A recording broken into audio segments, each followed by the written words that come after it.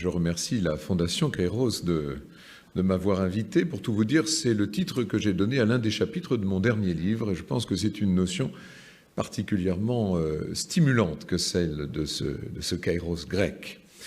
Parler après Mathieu Bock-Côté et après Chantal Delsol est à la fois un honneur et un plaisir.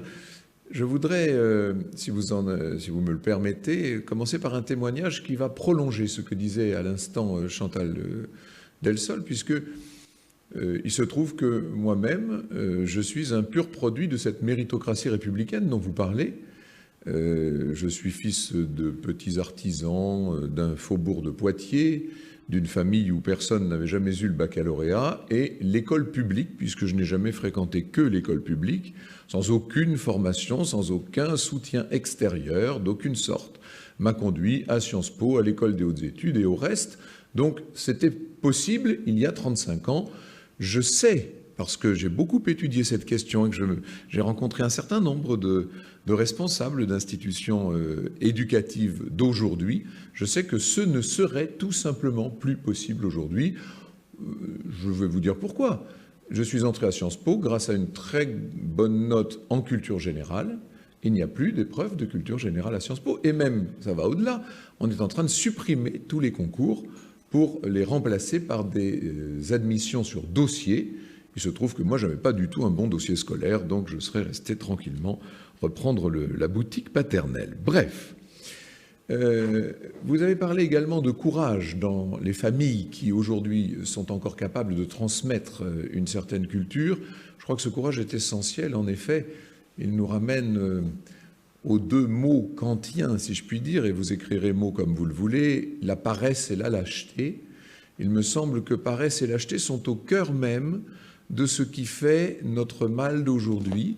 Et c'est aussi la raison pour laquelle j'ai écrit ce livre, qui est un peu particulier. Après tant et tant de livres d'histoire, je me suis mis à écrire un livre politique. J'en subis aujourd'hui les frais.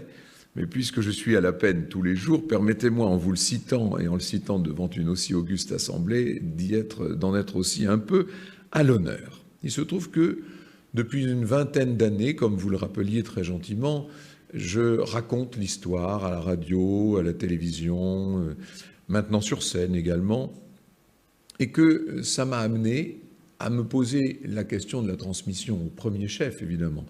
Je raconte ça tous les jours et très souvent, il n'y a quasiment jamais une semaine sans que quelqu'un vienne me dire « Ah, mais vous savez, grâce à vous, je suis archiviste, je suis professeur d'histoire, je suis, etc., etc. » tous les métiers qui peuvent tourner autour de l'histoire. C'est en écoutant votre émission avec mes parents ou avec mes grands-parents que m'est venue la vocation. Ça, c'est très gratifiant, évidemment, c'est une grande satisfaction que de voir qu'on a pu transmettre le feu sacré, mais en même temps, c'est une responsabilité et, d'une certaine manière, et je vais peut-être vous surprendre en le disant, c'est une forme d'amertume également.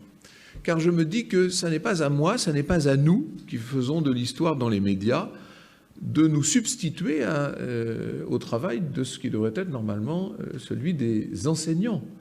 Et de plus en plus, alors là, ça c'est pas toutes les semaines, c'est tous les jours, je croise dans la rue, partout, dans les taxis, des gens qui me disent « Heureusement que vous êtes là, parce qu'à l'école, les gamins n'apprennent plus rien. » Et alors donc, on les colle devant Stéphane Bern, on leur fait écouter vos podcasts pour compenser ce déficit. C'est effroyable.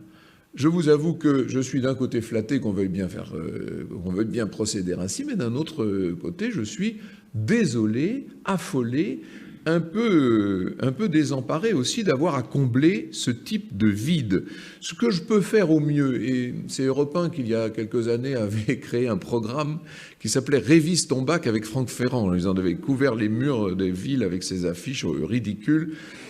Moi-même qui n'étais pas très, je n'étais pas un élève très discipliné, et ça me faisait rire de voir « Révise ton bac » avec Franck Ferrand, moi qui n'ai jamais rien révisé. Mais un jour, j'ai croisé dans la rue un gamin en planche à roulettes qui me dit « Ah, mais vous savez, grâce à vous, j'ai eu mon bac. » Alors je dis « Vous me permettrez d'en douter un peu, parce que je ne suis pas un grand spécialiste des programmes d'histoire de terminale. » Il me dit « Non, mais c'est pas ce que vous dites qui m'a permis de passer le bac, c'est que vous me donniez envie chaque jour de réviser. » Alors ça, d'accord. Donner cette envie, créer l'appétence, susciter, je reviens à ce terme, susciter le feu sacré. Oui, ça, d'accord. Je veux bien assumer cette dimension, donner le goût de l'histoire. Encore faut-il savoir de quelle histoire on parle. Pas entrer dans des distinguos épistémologiques ce matin, ce n'est pas le propos de notre assemblée. Vous savez qu'il y a en gros deux grandes histoires. Il y a celle d'Hérodote et celle de Thucydide. Hérodote nous raconte tout ce qui a pu se passer avant les guerres médiques, et il fait une sorte de recension, une enquête, d'où le terme histoire d'ailleurs, l'historia grec. Il nous fait une grande enquête sur tout ce qui a pu conduire à ces guerres médiques. Il veut sauver de l'oubli des éléments du passé. Il a un travail de collectionneur en quelque sorte, en mêlant d'ailleurs le bon grain et l'ivraie, puisqu'on trouve dans Hérodote à la fois des données historiques et puis évidemment beaucoup de légendes et beaucoup de propos qui ont été recueillis un peu partout et dont on ne peut en rien assurer la véracité. Mais c'est l'envie de créer quelque chose face au néant et d'instituer un parcours, une direction en quelque sorte, d'instituer une ligne directrice face au néant. Et puis, son continuateur, qui deviendra assez vite son opposant, si je puis dire, sur un plan en tout cas fondamental, c'est Thucydide, qui lui, au contraire, pour expliquer la guerre du Péloponnèse, ne va chercher dans le passé que les éléments qui peuvent faire sens et qui peuvent expliquer. Et c'est une dichotomie, c'est une distinction qu'on pourrait d'ailleurs rapprocher à une opposition entre Platon et Aristote. C'est une dichotomie qui existe encore aujourd'hui dans l'enseignement de l'histoire. Alors, quelle histoire est-ce qu'on enseigne ? C'est la revue, c'est le magazine populaire auquel j'ai l'honneur de contribuer, Historia, qui d'ailleurs emprunte son titre à Hérodote, qui emprunte par ailleurs sa signature à Thucydide et dit « connaître le passé pour comprendre le présent et imaginer l'avenir ». Je serais beaucoup plus restrictif dans l'ambition que je donnerais à l'enseignement de l'histoire. Je dirais qu'il s'agit plutôt, à mon avis, de connaître le passé pour comprendre le passé et imaginer le passé, ce qui déjà est pas mal en soi. Certains vont dire que je suis encore réactionnaire, ça n'est pas le sujet. Le présent est la chose la plus importante, n'est-ce pas? Comme dirait Voltaire, une minute de bonheur vaut tous les milliers de siècles d'histoire. Et bien sûr qu'il faut imaginer le futur, et c'est ce que je passe ma vie à faire, et je viens d'écrire un livre sur le sujet. Donc bon, il n'empêche que quand on enseigne l'histoire, ça n'est pas pour comprendre le présent et pour imaginer l'avenir. C'est pour déjà connaître, comprendre et imaginer le passé, se l'approprier, en faire en soi, si je puis dire, un substrat, un suc. C'est ça l'intérêt, me semble-t-il, de l'histoire, et c'est en cela que l'enseignement de l'histoire échoue de façon assez effroyable, probablement. On me pose très souvent la question, je vais écourter, parce qu'on pourrait en parler longuement de ça, mais très souvent, quasiment à chaque fois que je croise un journaliste, il me dit que reprochez-vous à l'enseignement de l'histoire à l'école? Alors, dans un premier temps, autrefois, je répondais à la question, et puis ça m'a valu tellement d'inimitié, tellement de croisades sur les réseaux sociaux que j'ai fini par me taire sur le sujet. Mais puisque ce matin, nous sommes réunis pour en parler, évidemment, je ne vais pas m'en priver. On attaque toujours les programmes, vous savez, et l'on attaque notamment ces restrictions qui, depuis de nombreuses années maintenant, ont pu être opérées pour éviter que dans les programmes scolaires ne viennent à être évoqués des sujets qui pourraient gêner certaines des communautés présentes dans les classes. On ne va pas parler des croisades, on ne va pas parler de Napoléon, parce qu'il a rétabli l'esclavage. D'ailleurs, je crains que le bicentenaire de la mort de Napoléon l'année prochaine subisse à peu près le même sort, probablement pour les mêmes raisons. On va essayer de faire sortir des programmes à la fois Jeanne d'Arc et Louis XIV. Alors, comme on n'ose pas les sortir totalement des programmes, on les colle en fin d'année, et on sait très bien qu'avec le retard pris pour 1000 raisons, on n'aura jamais le temps de traiter des sujets. Bon, ce n'est pas, me semble-t-il, le plus important. Plus grave à mes yeux, sont les préconisations pédagogiques qui empêchent les enseignants de dispenser un enseignement qui d'abord est un enseignement de maîtrise. Il n'y a plus de disciples et d'élèves. Vous savez, maintenant, il y a comment disiez-vous tout à l'heure, la nation apprenante, là. On est dans le barbarisme intégral. Alors, il faut co-apprendre, il faut faire émerger un co-apprentissage à la demande de l'élève. Enfin, bon, bref. d'ailleurs on ne dit pas de l'élève, bon peu importe, on ne va pas entrer dans le jargon de l'éducation nationale, mais je pense que ces préconisations pédagogiques qui notamment empêchent la transmission et empêchent l'incarnation sont une chose bien plus grave que les manipulations de programmes. Il y a sur ce plan un livre fondamental, passionnant, de mon ami François-Xavier Bellamy qui s'appelle « Les déshérités ou l'urgence de transmettre », où il nous explique que nous sommes probablement la première génération ou une des toutes premières générations à ne plus transmettre le patrimoine qui nous a été légué. C'est-à-dire que, alors que la transmission occupait près de la moitié de l'énergie des générations précédentes, elle n'occupe plus qu'une part infime de l'énergie de la nôtre. Et au contraire, nous disons aux enfants, bien, c'est à eux de forger leurs propres instruments, de forger leur propre savoir, leur propre corpus, etc. Bref. Ça nous ramène à ce que disait évidemment Mathieu Bock-Côté à l'instant. Plus grave peut-être encore que les préconisations, il y a le statut qu'on accorde à l'histoire dans l'enseignement, c'est-à-dire que à quoi sert l'histoire? Elle sert à faire,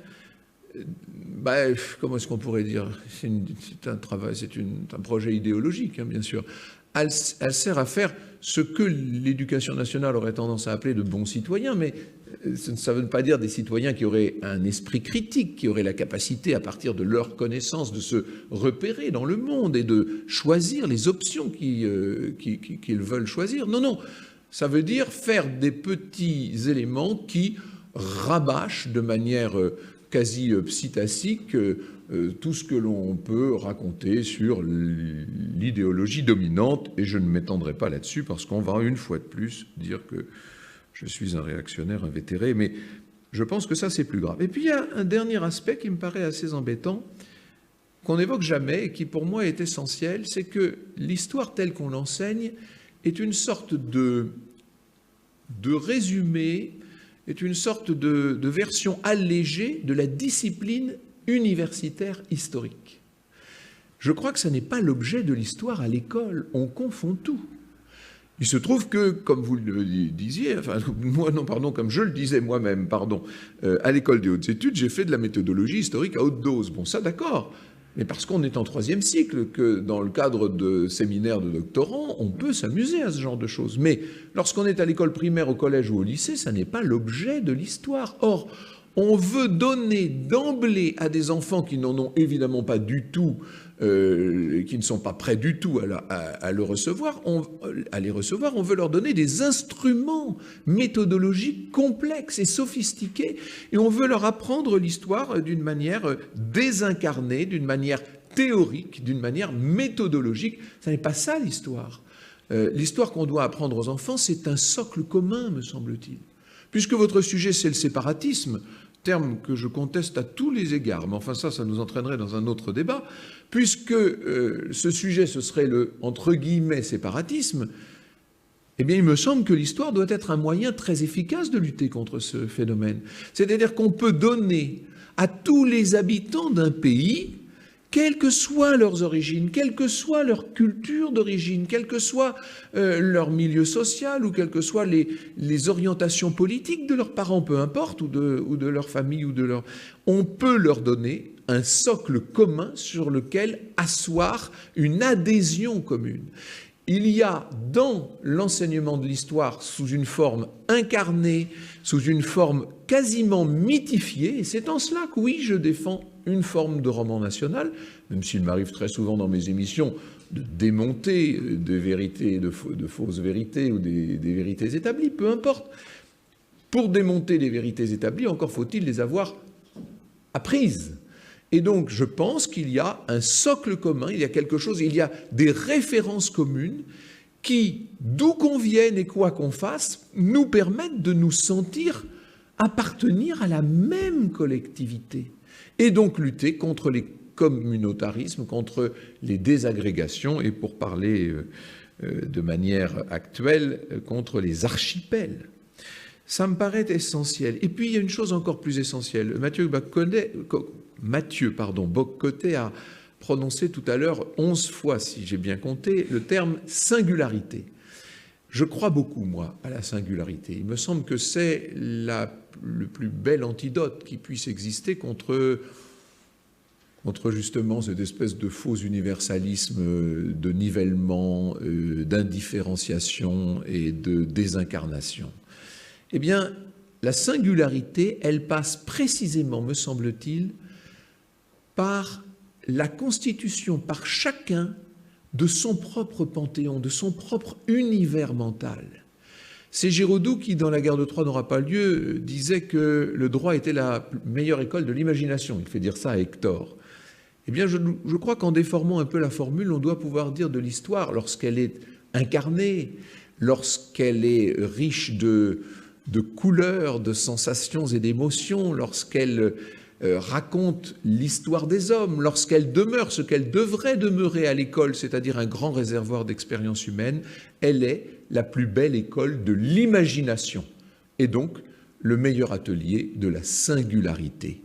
Agrégation, singularisation, si vous me permettez encore un barbarisme, voilà ce que devrait permettre l'enseignement de l'histoire, si cet enseignement était mieux respecté, si on laissait les enseignants libres de la manière dont ils veulent l'enseigner, et si les programmes n'étaient pas le pire ennemi de la culture et de la connaissance. Je vous ai parlé tout à l'heure de feu sacré, ce sont les derniers mots du livre que je viens de finir, là, qui s'appelle L'année de Jeanne. Je dis ça non à titre publicitaire, mais pour que vous compreniez pourquoi je vous dis ça. Je dis que ce feu sacré ne doit pas être celui du Saint-Sépulcre ou des Vestales romaines, ça doit être un peu l'attar des Perses, c'est-à-dire ça doit être ce feu qui illumine, vous savez, ça doit être cette lumière qui partout allume des foyers, qui éclaire le monde plutôt que de perdre son temps à lutter contre des ombres. Je vous remercie beaucoup.